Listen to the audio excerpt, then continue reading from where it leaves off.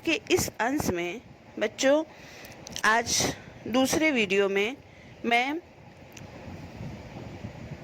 नमक कहानी के विभाजन के पश्चात दोनों सरहदों के आर पार रहने वाले निवासियों को एक दूसरे के लिए प्रेम, लगाव या आत्मीयता है वह इस गद्यांश से प्रदर्शित होता है। 15 दिन यूँ गुजरे कि पता ही नहीं चला।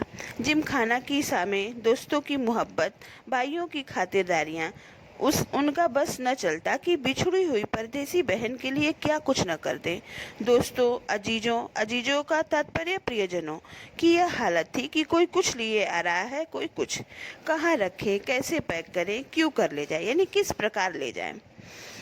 एक समस्या थी, सबसे बड़ी समस्या थी बादामी कागज की एक पुड़िया जिसमें कोई सेर भर लाहौरी नमक था। बच्चों, आपको स्मरण होगा, नमक साफिया अपनी उस सिख वृद्ध महिला के लिए ले जाना चाहती थी जो उसकी माँ से मिलती जुलती थी। साफिया का एक भाई बहुत बड़ा पुलिस अफसर था। उसने सोचा कि वह ठीक राय दे सकेगा। चुपके से पूछने लगी, क्यों भैया, नमक ले जा सकते हैं? दोनों देशों की सरहदों के बीच में आवागमन के बीच कस्टम अधिकारियों का एक बहुत बड़ा जाल फैला रहता है जो दोनों देशों से आने जाने वाले नागरिकों के सामानों की बड़ी कड़ाई से जांच करते हैं। इसलिए साफिया को तो ये आभास था ही कि वो एक गैर कानूनी कार्य कर रही है, परंतु फिर भी उसे तो नमक ले जाना था क्योंकि उसने अपनी उस बूढ़ी वृद्ध माँ से वादा किया था। इसलिए वह उसको ले जाने के तरह तरह के तरीके ढूंढ रही थी। अब उसने अपने भाई से पूछा कि क्या हम ले जा सकते हैं। वो भी वह साफिया चाहती थी कि वह उसे कानूनी दायरे में रह करके ले जा सके। वह हैरान होकर बोला, नमक तो नहीं ले जा सकते, गैर कानूनी है। और नमक का आप क्या करोगे? आप लोगों के हिस्से में तो हमसे बहुत ज़्यादा नमक आया है।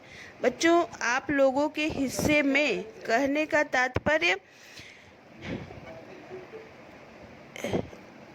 जो भारत पाकिस्तान, नमक का निर्माण समुद्री जल से होता है और भारत के क्षेत्र में समुद्र का या खारे जल की बहुत अधिकांश क्षेत्रफल है जहां नमक का उत्पादन होता है। इसी तथ्य की ओर संकेत कर रहा है कि मैं आपके क्षेत्र में तो बहुत ज़्यादा नमक आया है। वह झुंझला गई। मैं हिस्से बखरे की बात नहीं कर रही हूँ। आया होगा, मुझे तो लाहौर का नमक चाहिए, मेरी माँ ने यही मंगाया है। वो कहती है कि मुझे तो लाहौर का ही नमक चाहिए क्योंकि मेरी माँ ने मुझसे यही मंगाया है। भाई की समझ में कुछ नहीं आया। माँ का क्यों जिक्र था? वो तो बंटवारे से पहले ही मर चुकी थी। अब भाई को ये समझ में नहीं आ रहा था कि साफिया किस माँ का जिक्र कर रही है क्योंकि उनकी माँ तो बंटवारे से पूर्व ही मर चुकी थी। जरा नरमी से समझाने के अंदाज में बोला, देखिए बाजी का तात्पर्य बड़ी बहन, आपको कस्टम से गुजरना होगा और एक भी चीज़ ऐसी वैसी निकल आई तो आपके सामान की चिंदी चिंदी बिखेर देंगे कस्टम वाले। वह कस्टम के नियमों की व्याख्या करता है कि अगर एक भी कुछ सामान आपके पास से आपत्तिजनक मिल जाएगा तो आपके समस्त सामानों को बिखेर करके रख देंगे। यह कानून के विरुद्ध है। वह बिगड़ कर बोली, निकल आने का क्या मतलब है? मैं क्या चोरी से ले जाऊंगी, छिपा के ले जाऊंगी? मैं तो दिखा के जता कर ले जाऊंगी। वह कहती है कि मैं यह भेंट जो है वो मैं सबको दिखा करके और सबको बता करके ले जाऊंगी। भाई, यह तो आप बहुत ही गलत करेंगी। कानून तो भाई उसको समझाने का प्रयास करता है कि ये तो और भी गलत है क्योंकि यह कानून के विरुद्ध है। अरे फिर वही कानून कहे जाते हो। क्या सब कानून हुकूमत के ही होते हैं?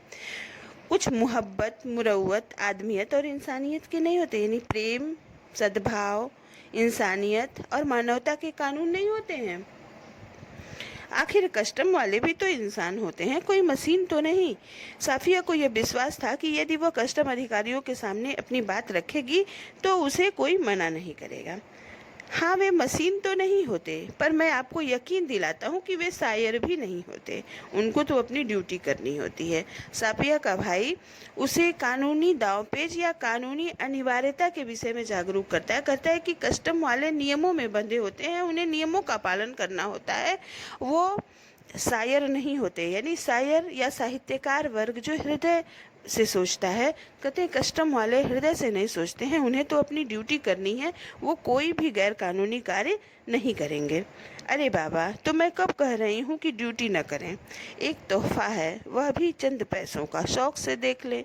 कोई सोना चांदी नहीं है, स्मगल की हुई चीज़ नहीं है, ब्लैक मार्केट का माल नहीं है।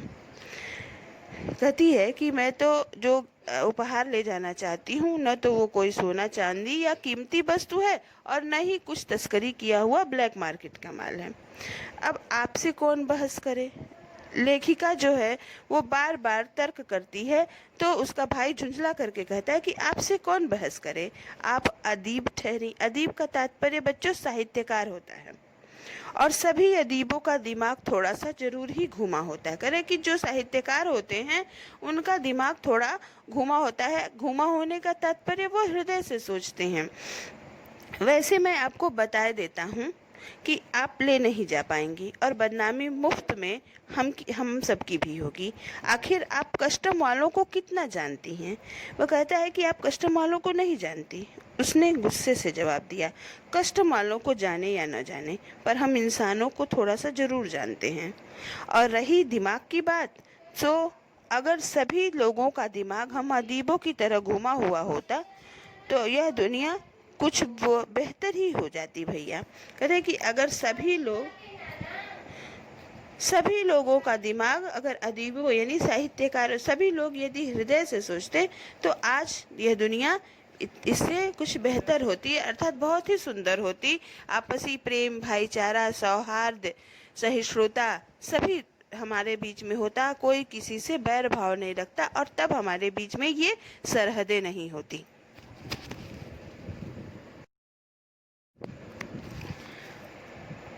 मारे गुस्से के उसकी आंखों से आंसू बहने लगे। उसका भाई सिर हिलाकर चुप हो गया। अगले रोज 2 बजे दिन को उसे रवाना होना था।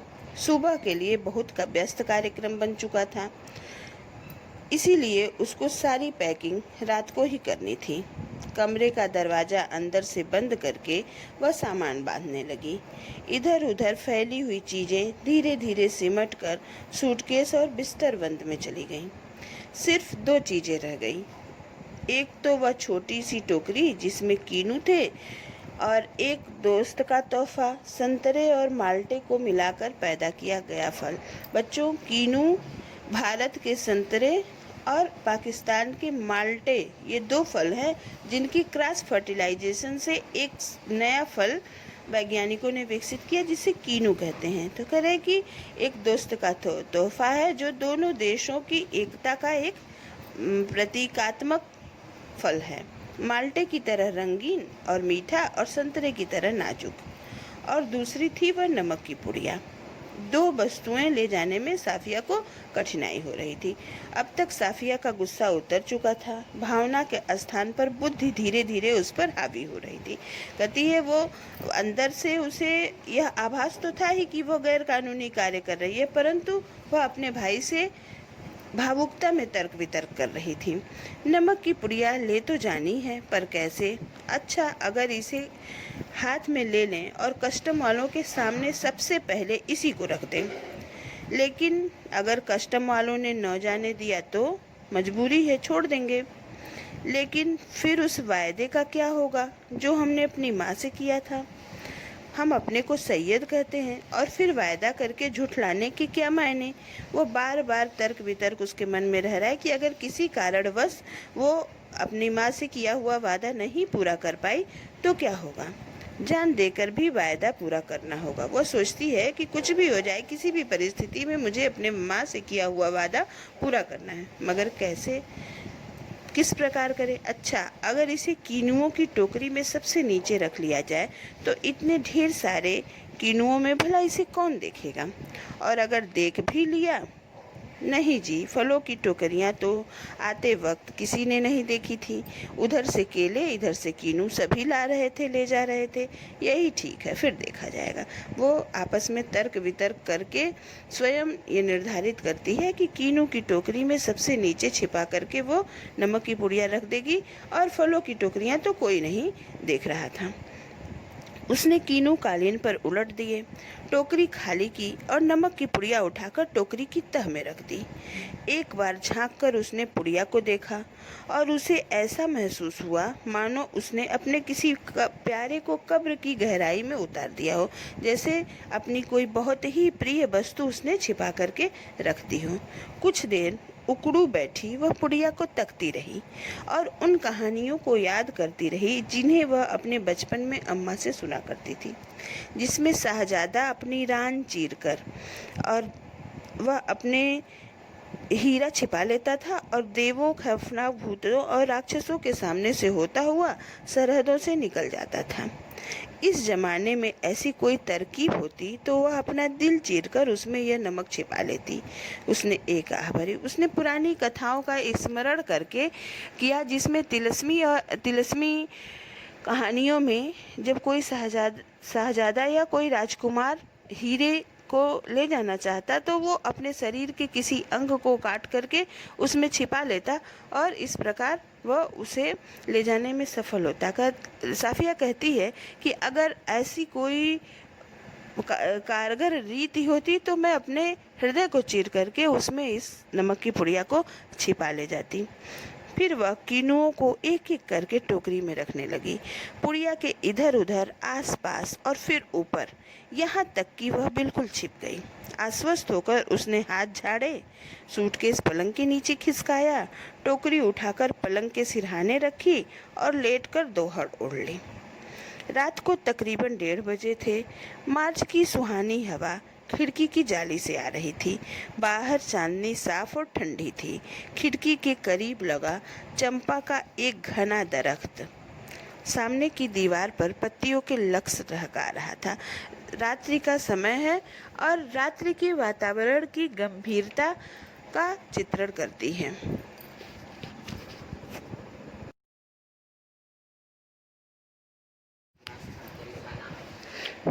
कहानी के आगे के क्रम में रात्रि का वर्णन करते हुए लेखिका कहती है कि कभी किसी तरफ से किसी की दबी हुई खांसी की आहट, दूर किसी कुत्ते के भौंकने या रोने की आवाज़, चौकीदार की सीटी और फिर सन्नाटा।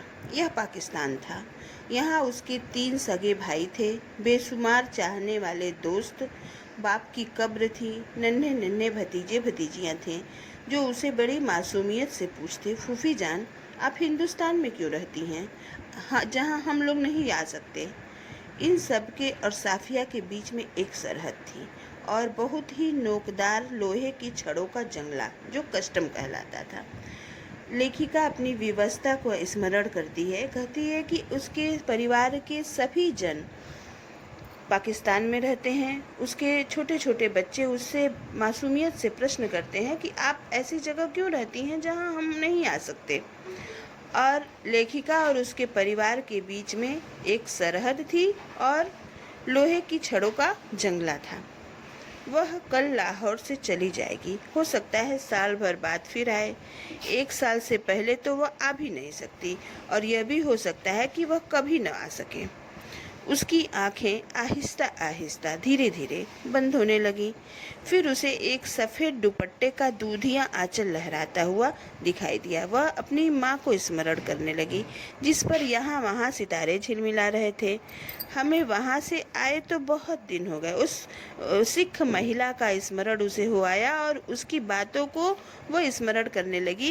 कहते हैं कि हमें वहाँ से आए तो बहुत दिन हो गए। यहाँ हमारी कोठी है, बिजनेस है, हम यहाँ बस भी गए हैं, पर हमारा वतन तो जी लाहौर ही है। उसे उस सिख महिला की कही हुई बात स्मरण होती है कि यहाँ हमारा सब कुछ है, परंतु हमारी मातृभूमि तो लाहौर ही है। फिर साफिया को उसके स्वप्न में दिखा इकबाल का मकबरा, लाहौर का किला, किले के पीछे डूबते हुए सूरज की नारंगी किरणें, आसपास से फैलता उभरता अंधेरा, उस रंगीन अंधेरे में बहती हुई नरम हवा, उस हवा में रची हुई मौलसिरी की खुशबू और मकबरे की सीढ़ियों पर बैठे हुए दो इंसान, सिर झुकाए, चुपचाप, उदास, दो बेजान परछाइयाँ, जैसे मानो वह अपने आसपास के सभी दृश्यों को अपने हृदय में समेट लेना चाहती हो और अचानक से उसे अपने माता पिता की याद आ जाती है। वो जैसे मानो वो परछाइयाँ उनसे प्रश्न कर रही हों कि तो तुम कल चली जाओगी? हाँ। कब आओगी? मालूम नहीं, शायद अगले साल या शायद कभी नहीं। अचानक उसकी आंखें खुली। शायद उसने मकबरे की सीढ़ियों के नीचे लगी धूप से एक स्वप्न में वह मकबरे के पास वो अपने माता पिता को स्मरण कर रही थी और जैसे मानो उस मकबरे से परछाई के रूप में वो निकल करके उससे बार बार ये प्रश्न कर रहे हों। और ऐसे में वह स्वप्न देखती है कि उस मकबरे के पास से वो एक दूब या घास का तिनका तोड़ती है। अचानक उसकी नींद खुलती है और नींद में उसके हाथ उन ठंडे कीनुओं पर पड़े होते हैं। हुआ यह था कि नींद में करवट लेते हुए उसके हाथ कीनुओं से लबालब भरी टोकरी पर जा पड़ा था। रसीले ठंडे कीनू जिनको देते वक्त उसके दोस्त ने कहा था, यह हिंदुस्तान पाकिस्तान की एकता का मेवा है। साफिया फर्स्ट क्लास के वेटिंग रूम में बैठी थी। दिल्ली तक का किराया उसके भाई ने दिया था। वह हाथ में टिकट दबाए वेटिंग रूम के बाहर प्लेटफार्म पर टहल रहा था। वह अंदर बैठी चाय की प्याली हाथ में लिए कीनुओं की टोकरी पर निगाहें जमाए हुए यह सोच रही थी कि आसपास इधर उधर इतने लोग हैं जिन्हें सिर्फ वही जानती है कि टोकरियों के नीचे तह में कीनुओं के नीचे नमक की एक पुड़िया है।